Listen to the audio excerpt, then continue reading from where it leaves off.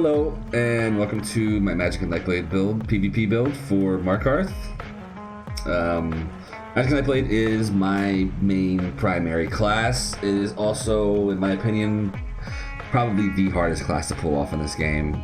So it's taken a lot of time and energy and effort to get me to the point where I feel very comfortable releasing a build video, because everything kind of felt pretty lackluster up until this point. 1 second. Okay, we're good. Okay, so jumping right into the build, we're gonna look at our main stats. Let me buff up really quick. We look at it, we're sitting about 3k spell damage, 26.9% critical. Our resistances, let me buff up again real quick, are very respectable at 28k and 26k, and 2500 critical resistance. This is a light armor build, so to see those numbers, resistances, is pretty crazy. And I'll explain why and how that works. Our magical pool sits at 37k, health in Cyrodiil is about 28k, which is great this patch. Stamina 19, very respectable, and in my opinion, very essential for Magicka Nightblade. You are going to need to be roll dodging and blocking just to help mitigate damage, so the extra stamina really helps. We've got a 1700 magic recovery pool, as well as about 900 into health recovery. Our penetration on front bar is pretty good, sits at 11k. Very respectable in my opinion. I'm running the Atronach mundus as well as Bewitched sugar skulls as my food. I do prefer Bewitched sugar skulls over most foods and drinks in this game. I like the opposite pool stat to be big. Whether if I'm running a stamina build, I like to have decent Magicka pool, except for on maybe like Stamplar doesn't really need it. Oh, my food just went down. Don't want to be misleading. Also on our backbar, our health is 24k, which is a big buff. Kind of negligible, but I'll explain why here as we get into sets right now. So, like I said, Magicka Nightblade is my main class and the one I put the most time into.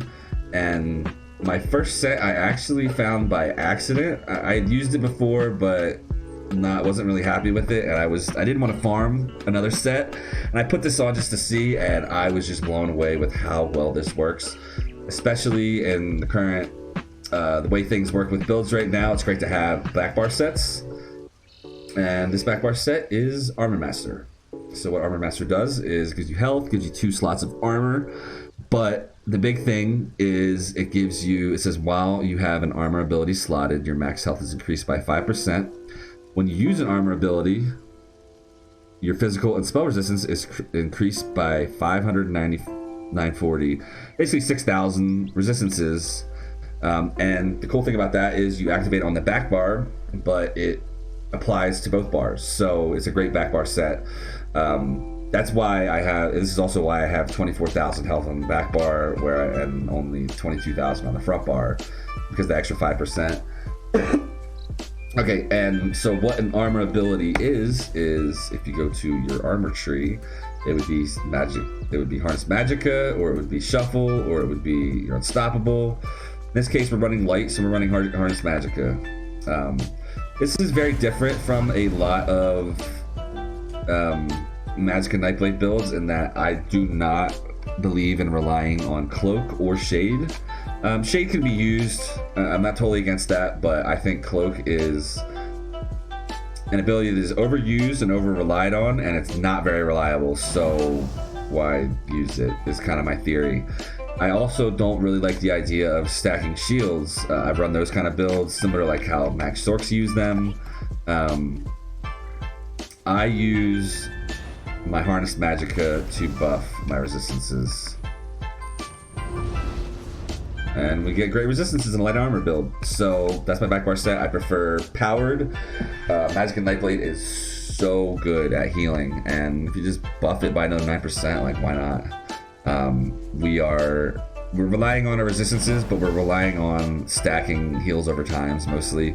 So power really helps. I do a shock damage glyph on the back bar for off balance chance. And the next set, I want to get into. Everything just synergizes really well with this build, and it all focuses around using Elemental Drain. Elemental Drain is a free ability that gives major breach to your enemies, so it reduces the resistance by 6,000, but also gives you minor Magicka Steal, which helps with your sustain. But how it all ties into the build is, first I'm running a Vateshran Inferno staff on the front bar. I prefer nirnhoned. Sharpen's pretty cool. Infuse is another good option. Nirnhoned is just what I like with the weapon damage enchant. But how it all ties in is its two-piece, or its effect is casting Weakness of Elements, which is Elemental Drain, on a target within 15 meters of you, causes a surge of elemental energy to tether between you for 10 seconds. While the tether persists and you remain in range, enemies take either 3,000 flame, shock, or frost damage every second, and it ramps up. Every second it does 1% more damage, up to total 20% more damage. Great damage over time, especially for a free ability. And the other set, which ties so well into this, is Icy Conjourer. It is a newer set. It gives you max Magicka, spell damage, and spell penetration.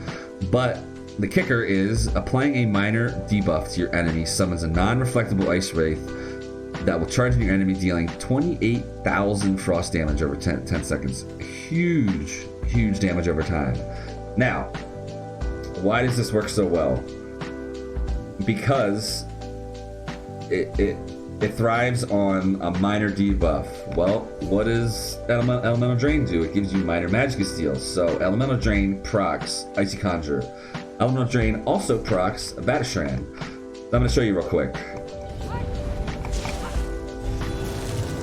One free ability. You saw the Ice Wraith. You see the tether. A free ability sets off so much damage and damage over time. It's just insane how much damage it does. So yeah, it's just phenomenal. Just one free ability does that much damage over time so easily. And people kind of don't know what's going on. Like, number one, the Ice Wraith is unreflectable. You can dodge it, but at closer ranges, it's really fast, and it's really hard to even notice that it's happening. So it's a damage over time that's hard to avoid. And Vateshran is pretty much impossible to avoid unless you get that distance. I am running Arcane Jewelry right now. Infuse is definitely something you can look into. But I think with this build, I think the extra stats actually helps. I'm not so sure I'm going to change. I think Arcane just feels better with this build. I currently am running 1 spell damage and 2 magic recovery. This is because I've been playing BGs. This is the setup for BGs. If I'm open world, I will run another weapon damage or spell damage enchant here instead of magic recovery. That's just personal preference. And now onto the monster set. I've tried running this with things like Malubeth or other mythics, but I prefer running a monster set. And initially, when I made this build, it was 100% with Zon. Between Icy Conjure and Vateshran's, and then the Zon damage over time, it may be the best way to run this build. It does the most damage. You just melt people. I just found the survivability was a little bit weak, so I go with Malubeth. Malubeth is pretty broken in my opinion. I think with all of the heals that go into this build, the major vitality that you receive, it just synergizes really well with everything. Other options are Bloodspawn or Baylorg. I prefer Malubeth. I've run outnumbered a lot, I've run solo a lot, and Malubeth really just kind of keeps me alive. Like I said, we're running 5 light, and then we're running 2 heavy. Is how I like to run it. Medium, having a medium piece in there is not as essential in my opinion. The passives for medium are not as great, so I'd run 5-2. I also run majority impen. I do have 2 infused pieces, kind of just what I had. But I like to run a reinforced chest. That is something I do like to do on a lot of my builds, so I'm running reinforced for the chest. So that's it for item sets. So we'll jump right into abilities. Degeneration, major sorcery, great damage over time. easy to apply. The major sorcery lasts for 24 seconds. Phenomenal ability. Our spell damage is not very high, so this is great for it. Merciless Resolve helps with our critical damage and healing. And then obviously the Assassin's Will, Spectral Bow, one of the best burst abilities in the game. Also gives you a good heal. Pretty essential to Magicka Nightblade. Make sure to use it when the enemy is stunned or feared or something, because it is pretty easy to dodge and see. Yeah. Elemental Drain, I've explained to you already, the Major Breach that procs 2 different sets. Literally the core of this build is based around Elemental Drain. Swallow Souls are spammable, also heals you a lot. I kind of consider this my burst heal, even though it is a heal over time. It keeps me full. Impale is one of the most amazing things about this build. I think it's like an unwritten rule. I don't know, I've never read it anywhere, but people hate to run and execute on Magicka Nightblade for some reason. I understand you don't need it in a lot of situations. You have enough damage, but when I started running Impale, my kill pressure just went through the roof. I mean, why are Magicka Nightblades so important in PvE? Because of their execute ability. They get majority of their damage from executing. Why not use that in PvP? I don't know. Since I started using Impale, it's just changed Magicka Nightblade for me. I feel so much more viable. So, yep. Our front bar ultimate is definitely swappable. Endcap is a great option. And originally I ran Endcap or Soul Harvest like 100% of the time on this build. I'm playing this build more in group settings, and I find Soul Tether to just be phenomenal. It gives an AoE stun, does a lot of damage, heals you, and then it has a synergy that lets your teammates do more damage and heal themselves. So group play, 100% Soul Tether.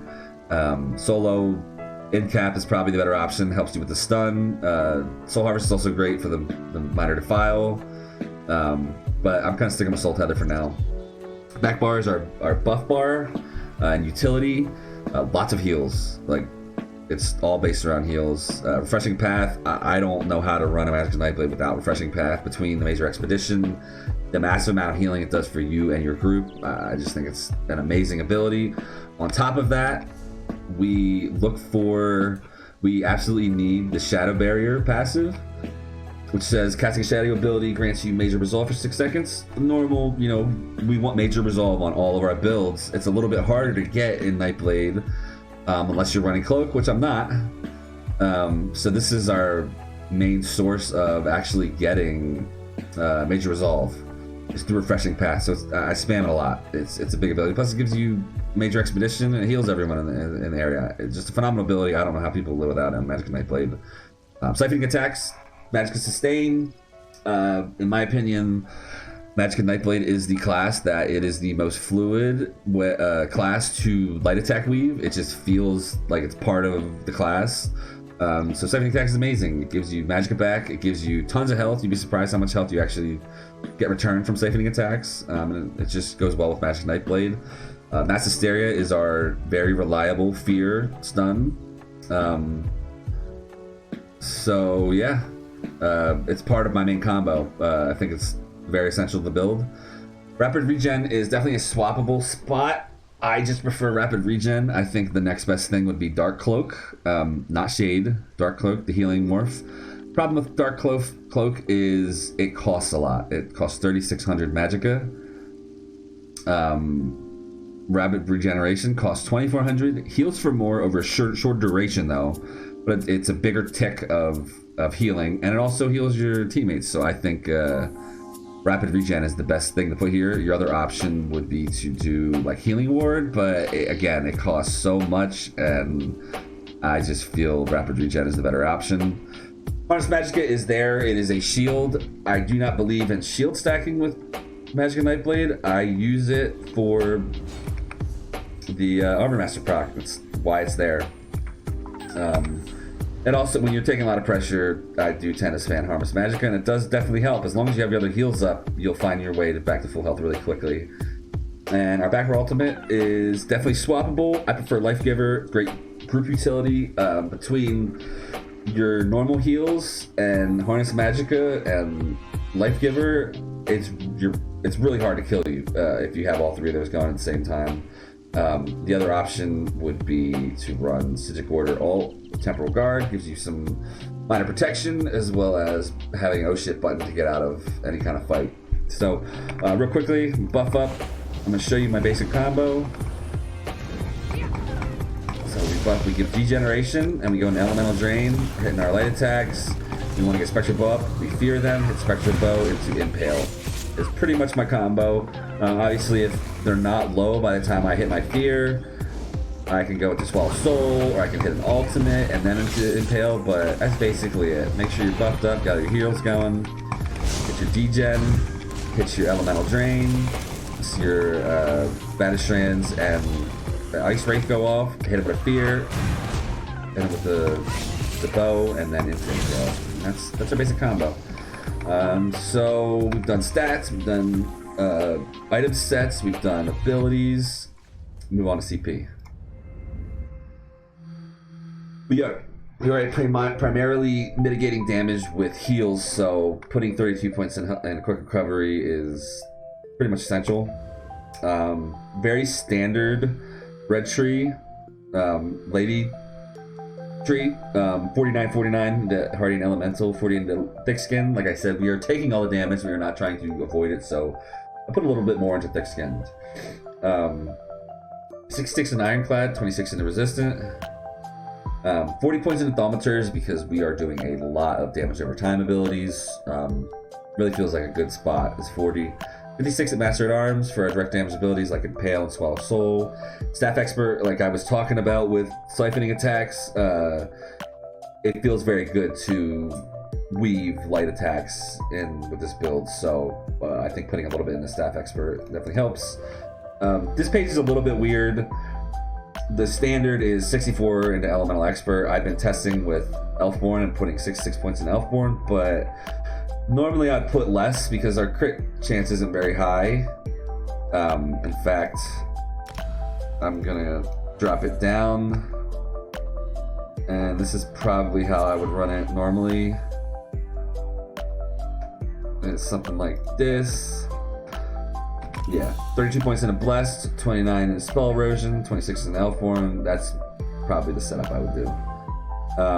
40 to Shadow Ward, 40 to Tumbling. We're not blocking a shit ton. We're not roll dodging a god-awful amount. It's just good to have those there.